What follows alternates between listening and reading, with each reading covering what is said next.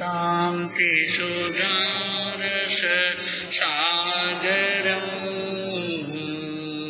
सुचितरं गुणरत्नाकरं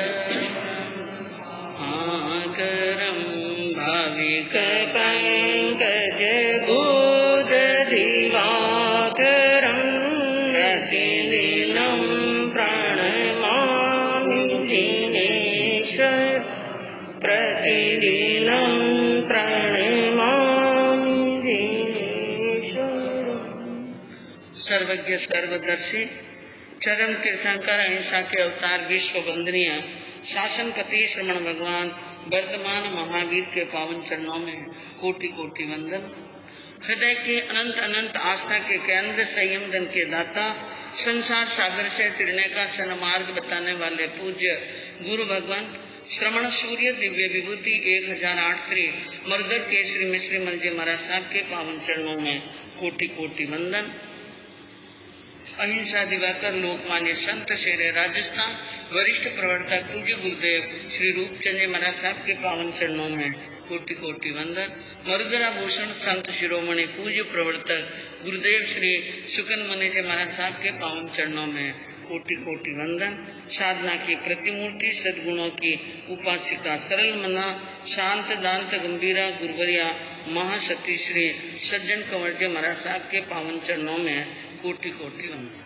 धर्म प्रेमी बंधुओं, शीलवती माताएं, अंजना सती के जीवन चारित्र से आप सुन रहे थे कि मनुष्य के कर्म के विपाक बड़े विकट होते हैं और जब वे उदय में आते हैं तो एक के बाद में दूसरा और दूसरे के बाद में तीसरा संकट आता है। वन में गमन करती हुई उन सती को एक बार यानी ऐसा भी मौका आया कि शार्दूल सिंह उनके सामने खड़ा हो गया, लेकिन वो शार्दूल सिंह भी उनके शील के प्रभाव से देवता की रक्षा करने से यानी वो सिंह वहां से चला गया। रात आराम से वहां पर व्यतीत हुई और सुबह का रवि उदय का समय हुआ, रात्रि चली गई और सारी वन राय खिल गई। सखी कहने लगी अंजना को कि अब हमने विश्राम कर लिया है, थोड़ा सा अब क्या हो जाए आगे रवाना हो जाए, इसलिए रास्ते चलती हुई जा रही हैं। और रास्ते में चलते चलते एक और संकट आ गया। क्या आ गया? कहते हैं नीति में कहा एकस्य दुःखस्य न यावदतं तथा द्वितीयं समुपस्थितं में। जब कर्म बड़े विचित्र होते हैं तो एक दुख समाप्त होता है, उसके साथ में ही दूसरा और आकर के क्या हो जाता है, खड़ा हो जाता है। एक दुख को पार करने में ऐसा लगता है जैसे मैंने समुद्र को पार किया, इतनी शक्ति लगाई, एक दुख पार हुआ और दूसरा सामने आ गया। शेर तो चला गया, रात आराम से निकल गई और वहां से रवाना हुई, लेकिन कर्म योग, कर्मों के योग है, बिना कर्म के योग तो कुछ होने वाला। कर्म योग के मारे के बीच में कर तो मुख भंकार, क्रोधारूण हो सर्प भयंकर, क्रोधारूण हो सर्प भयंकर, पड़ो सती के लार जी धन सती अंजना, साचे सतवंदे राचे शील में। कर्म का योग देखिए कि एक नाग, बड़ा विशाल काय नाग और फुंकार करता, फूंक मारता हुआ बार बार अपनी सूंड को धरती पर पटकता हुआ बड़ी तेज त्वरित गति से अंजना के पीछे भागा और अंजना से तेज चला नहीं जा रहा है और वो गर्भवती है, भाग नहीं सकती है, इधर उधर ऊपर नीचे चढ़ नहीं सकती है। सांप को देखा, वो भी क्रोध में लाल, एकदम आंखें क्या हैं, आंखें क्रोध के अंदर लाल हैं, ऐसी लाल आंखें वाले और क्रोधित सांप को देखा, विचार किया अब कौन रक्षा करे। यह हमारा धर्म ही हमारी क्या करता है, रक्षा। शील की महिमा है भारी, यानी शील धर्म की एक अद्भुत महिमा बताई भगवान ने। और भगवान ने कहा कि जो व्यक्ति शील के ऊपर अपने मन वचन काया के योगों को थिर कर शील पर रहता है, उनके विकट कार्य भी क्या हो जाते हैं, हाँ, संकट भी टल जाते हैं। और आप कई बार आलोचना पढ़ते हैं ना, पक्की पक्की की क्या पढ़ना है, सीले सरपन आवड़े न सीले शीतल आग के सीले हरिकरी केसरी न बह जावे सब भाग। शीलवान के सामने सर्प भी ज्यादा कोई परेशान करने वाला नहीं है। और शील के प्रताप से सांप यानी शील के प्रताप से आग भी क्या बन जाती है, शीतल। और इन सब के दृष्टांत हमारे आगम साहित्यों के अंदर भरे पड़े हैं। सोमा ने सांप को हाथ में लिया और क्या बन गया था, शील के प्रभाव से फूल की माला बन गई थी। सीता ने अग्नि कुंड के अंदर छलांग लगाई, उस समय तो अग्नि की ज्वाला दिख रही थी, लेकिन कुंड के अंदर पड़ते ही ज्वाला क्या हो गई थी, पानी हो गई थी। मैनरया सती के सामने हाथी ने बहुत जोरदार तूफान किया था। इधर तो पुत्र नमीराज का जन्म हुआ, जिनका वर्णन आपने उत्तरादेव सूत्र के 9वें अध्ययन में सुना कि शरीर में दाजल हो गया और उनके 1008 रानियां चंदन घिस रही थी। उनका जन्म भी जंगल में हुआ। नमीराज का जन्म कहाँ हुआ, जंगल में। मैनरया सती का पुत्र है और मिथिला के राजा तो उनको बाद में लेकर गए, जन्म वहाँ पर हुआ। इधर तो जन्मा हुआ पुत्र पड़ा है और इधर नदी के अंदर एक यानी हाथी बड़ा उछाल भर रहा था। उस समय भी शील के प्रभाव से हाथी शांत हुआ और उस हाथी ने अभिषेक कर दिया सती का और उनके पुत्र का। और वो प्रतिबुद्ध नाम के गिनती राजाओं में प्रत्येक बुद्ध नाम के जो 4 हुए हमारे शासन में, जिनमें एक नाम नमीराज का आता है और एक अंजना, जिनके कल आपने सुना केसरी सिंह आया, लेकिन शील के प्रभाव से, क्योंकि भगाया तो देवता ने, लेकिन देवता किन प्रभाव से आया, हाँ, शील के प्रभाव से। और उत्तराध्ययन सूत्र के 16वें अध्ययन की 16वीं गाथा में आपने सुना कि देव दानव गंधर्वा चक्र रक्षस किन्नरा बम्बयारी नमन संति दुक्करं करंतिं ते।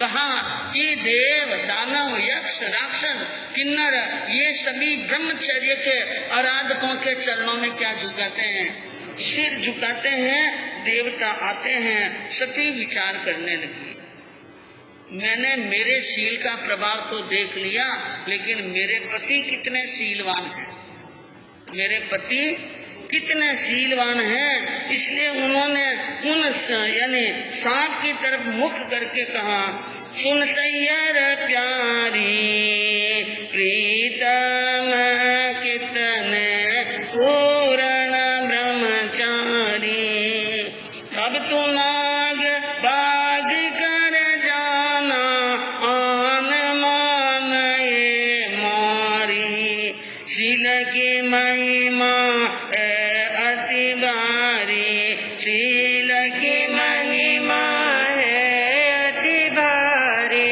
जग में साताकारी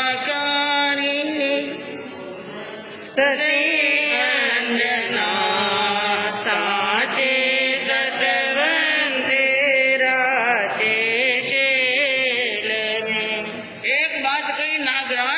सुनिए, अगर मेरे पति पवन कुमार पूर्ण ब्रह्मचारी हैं, एक पति व्रत धर्म का पालन करने वाले पत्नी व्रत धर्म का पालन करते हो, तो तुम्हें आण है, इसके आगे मत आ। ऐसा कहते ही सांप वहीं पर रुक गया और कुछ देर तक देखता रहा और फिर एकदम शांत होकर पीछे मुड़ गया। अंजना को बहुत प्रसन्नता हुई, मन के अंदर क्या हुई, प्रसन्नता हुई। यह है धर्म का प्रताप। और आपने अभी सुना राजमती जी ने अपने शील धर्म की रक्षा करने के लिए रहनेमी को क्या दिए थे, उपदेश दिए। अब इस प्रकार अपने धर्म के बलबूते पर, क्योंकि उन वन में और तो कोई शरण नहीं है, एक धर्म है, अरिहंत और सिद्ध और भगवान का दिया हुआ धर्म। इन 4 शरण के अलावा और कोई शरण जगत में होता ही नहीं है। इसलिए इनकी शरण में रहती हुई सतियां वन के अंदर रह रही हैं, वन फल खाती हैं, धर्म शरण में रहे रात दिन, सुख माहे दिन जाए। अब कोई भी यानी संकट आता है, अपने धर्म को क्या कर लेते हैं, याद कर लेते हैं। समय निकलता जा रहा है और एक दिन आया चैत्र मास की वद अष्टमी, पुष्प नक्षत्र सत्रिवार, पिछली रात में सती अंजना, पिछली रात में सती अंजना, जायो वीर कुमार जी धन सती अंजना, साचे सतवंते राचे चैत्र वदी अष्टमी, चैत्र वद अष्टमी की दिन था और पुष्य नक्षत्र था। कौन सा नक्षत्र? और कल क्या है? पुष्य नक्षत्र और अष्टमी। वद पक्ष की कौन सी है? अष्टमी है। और शशिवार, चंद्रमा का वार। चंद्रमा का वार मतलब सोमवार का दिन। पिछली रात के अंदर अंजना ने एक पुत्र को जन्म दिया और उन पुत्र को जन्म देकर के अंजना मन के अंदर बड़ी क्या होती हैं, खुश होती हैं। और कहते हैं कि कभी कभी ऐसी पुण्य आत्माएं आती हैं गर्भ के अंदर, जो शुभ समय, शुभ वेला, शुभ वार, शुभ घड़ी, शुभ तिथि के अंदर क्या लेती हैं, जन्म। हुआ शुभ वार शुभ वेला, उजाला होता ऐसा, हुआ शुभ वार शुभ वेला, उजाला होता ऐसा हो, जाया सुत अंजनी माला, लाला होता ऐसा हो, जाया सुत अंजनी माला के जाला होता ऐसा हो। बड़ा है वीर बजरंगी, जबर जोरदार है जंगी, शांति सुख मार सुसंगी, दिलाला हो तो ऐसा हो, हुआ शुभ वार शुभ वेला, उजाला हो तो ऐसा हो। नक्षत्र भी अच्छा और वार भी अच्छा, समय भी अच्छा। और जैसे ही उनका जन्म हुआ और ब्राह्म मुहूर्त के अंदर यानी सूर्य का क्या निकलता है, जन्म होने के बाद में यूं समझो उजाला हुआ। और यूं समझ लो कि जीवन में क्या होने वाला है, उजाला होने वाला है। बड़ा वीर बजरंगी, अंजना के लाल को बजरंगी के नाम से जाना जाता है, हनुमान के नाम से जाना जाता है, महाबली के नाम से और महावीर के नाम से जाना जाता है। ऐसा कुमार जन्म लिया, बड़ा ही सौभाग्यशाली और जोधार, जोधार कहते हैं बड़ा योद्धा, युद्ध करने के लिए बड़ा ही जंगी योद्धा है और शांति का सुकुमार है। ऐसा पुत्र हुआ उद्योत भूतल पे, उनका जन्म हुआ। और इधर सूर्य का जन्म हुआ। क्या हुआ? हनुमान के जन्म के थोड़े समय पहले यानी पुत्र जन्म के थोड़े समय के बाद में सूर्य का जन्म हुआ। और शांति जल थल में, वन में शांति, जल और थल में क्या थी, शांति। और जय जयकार देवता करते हैं। और कहा जाता है हनुमान के लिए कि राक्षस कुल काण कंदन को, विद्याधर नंदन को, सियावर राम वंदन को, सितारा हो तो ऐसा हो,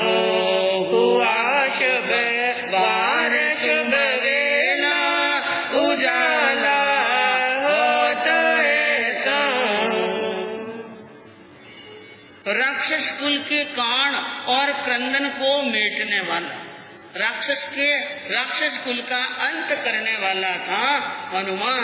क्योंकि यूं तो राम और लक्ष्मण गए थे लंका के अंदर, लेकिन किसके सहयोग से?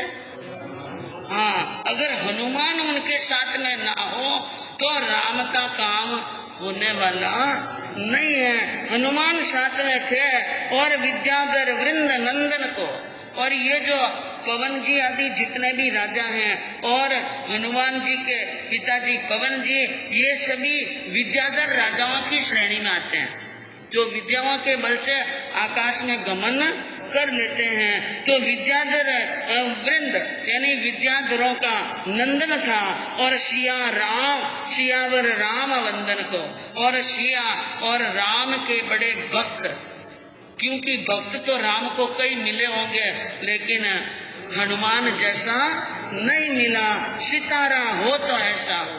कहते हैं कि एक ही सितारा हुआ लेकिन ऐसा जबरदस्त हुआ कि इतिहास के अंदर और शताब्दियां बीत जाने के बाद में भी जिनका नाम क्या है, विख्यात है।